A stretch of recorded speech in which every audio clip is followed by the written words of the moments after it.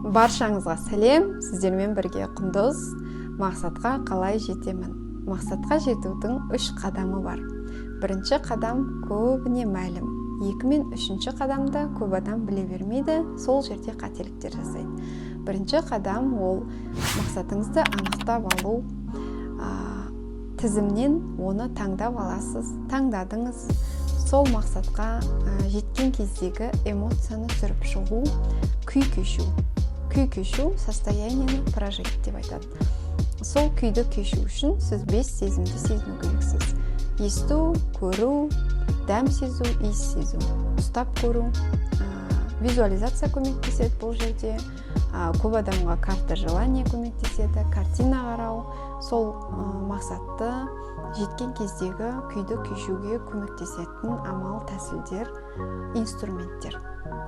Олар өте көп, оның ішіне аффирмация да көмектеседі, оның ішінде медитация да көмектеседі.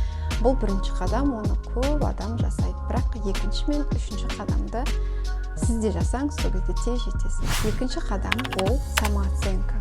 Яғни ол уже түп саналы түрдегі жұмыстар. Бірінші адам түп санамен байланысқа шығу керек. Түп сана бізде ол дене. Денемен байланысып, я, жоқ деген жауаптарды алу керек. Қандай кедергі бар, қорқыныш, реніш барлығын ол түп саналы сіздің денеңіз жауап береді. Түп санамен байланысқа шығып үйренгіңіз келсе, оның сабақтары менің жабық парақшамда. Келіңіз, қосылыңыз. 2-ші қадамда адамдар түп саналы самооценкаге байланысты программаларда тіреліп қалады. Ол дегеніміз не? Егер адам біреуге өкпелі, реніш болса, онда сол мақсатты жеткен кезде жаңағы өкпесі бар адам мені кешіреді, немесе мен оны кешірем, мойындатқызам деген астарлы 2-ші мақсатқа бөлініп кетеді. Сіздің алдыңыздағы ең таңдап алған мақсатқа жетуге келген ресурс, энергияңыз өзіңізге кетеді, жаңағы адамды мойындатқызуға кетеді, ол да мақсат болып саналып кетеді, тармақталады, сосын мақсатыңызға кетеді. Сөйтсе сіздің бір бүтін энергияңыз 3-ке таралады деген сөз. Бірақ адам бір ғана жағы өкпе реніш болмайды, көбіне ол барлық туыстарына, немесе коллективке, дос жорандарына, басқа да адамдарды араластырып, өзі мен мақсаттың арасында кедергіні көбейтеді. Оның арасына түп саналы түрде қорқыныштар салып қояды, немесе сол мақсатты тартқан кезде өмірме, сол мақсатты мен орындаған кезде, мен сол мақсатқа жеткен кезде ғана менің достарым көбейеді, коллектив мені сыйлай бастайды деген басқа да мақсаттарды қоса береді. Яғни сізде үлкен мақсат бар, соған жеткен кезде деген басқа да ұсақ, оның жету жолындағы ұсақ мақсаттарды адам толтыра береді. Яғни түп саналы бөлігіңіз сіздің ана үлкен мақсатыңызды ысырып қояды алысқа. Мына сіздің мамам басымнан сипайды, әкем қолдайтын болады, мына кісі мойындайтын болады, достарым көбейеді, коллектив сыйлайтын болады деген жолдағы заттардың барлығын орындап болам дегенше сіздің өзіңіздің ресурсыңыз кетеді, сіздің мотивацияңыз таусылады, сізде ешқандай энергия қалмайды, мақсатыңыз орындалып болмайды, әбден шаршап шалдығасыз, содан апатия болады, одан сайын самооценкаңыз төмендей беретін болады. Берілген энергияны шашыратып, обал қыла бермей, достар, түп саналы түрде кіріп, өзіңіз бен мақсаттың арасындағы кедергі программаларды өшіріп тастаңыздар.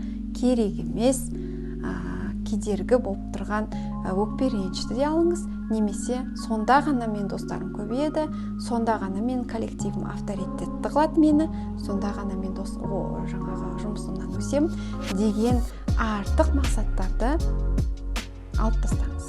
Немесе мына үлкен мақсатты сызып тастаңыз да жаңағы ұсақ мақсаттарға кірісіңіз. Бұл жерде 2-ші қадам сондай өзіңізбен жұмысты қажет етеді. 3-ші қадам. Бұл жерде де көп адам қателік жасайды. Мынадай сөздер бар. Пожелай, загадай и отпусти. не ожидай, күтпеу керек. Күту болотысында, күту батпағында отырған адамдар өте көп. Мен осы мақсатқа жеткеннен кейін ғана бақытты боламын, өмір сүріп бастай аламын. Наконец-то мен жайлап жаңа өмірімді бастаймын. Сол кезде ғана мен өзімді жақсы адам ретінде, сол кезде ғана менің өмірім өмір сүруге болады. Сол кезде ғана деген сияқты ниет ету және күту, әсірелеу, дәл қазір, здесь и сейчас өзіңізді байғұс санау, бақытсыз санау, дәл қазір сіздің өміріңіз өмір емес қылып қабылдауда, сол қателікті көп адам жасайды.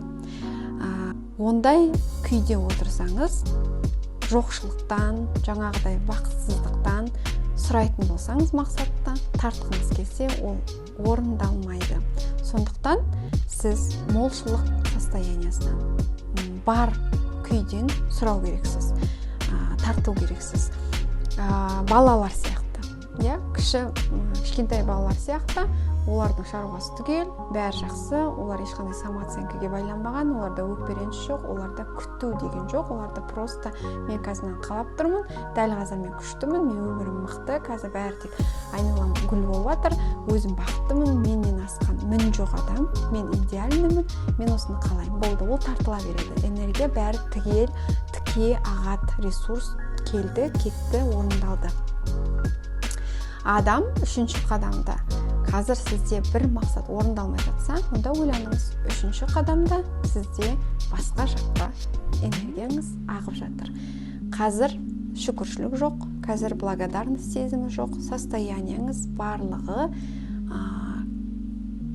мен дәл қазір ол мақсат болмаса да керемет бақыттымын, толықпын, бүтінмін, ол өмірімнің соңына дейін орындалмай кетсе де, мен дәл қазір өте бақытты адаммын, мен өмір сүріп жатырмын, бұл менің өмірім деген өзіңізді қабылдау жағдайыңыз мықты болу керек. Сонда ғана сіздің қойған мақсатыңыз бір аптаның ішінде, бір айдың ішінде орындалатын болады. Достар, сізге осы тақырыптар қызық болса, түпсанамен байланыс, кедергілерді өшіру деген, проработка, разбор, талдау деген қызық болса, келіңіздер парақшама, сізді күтемін. Подписка жасаңыздар, сіздермен бірге болған Құндыз психолог.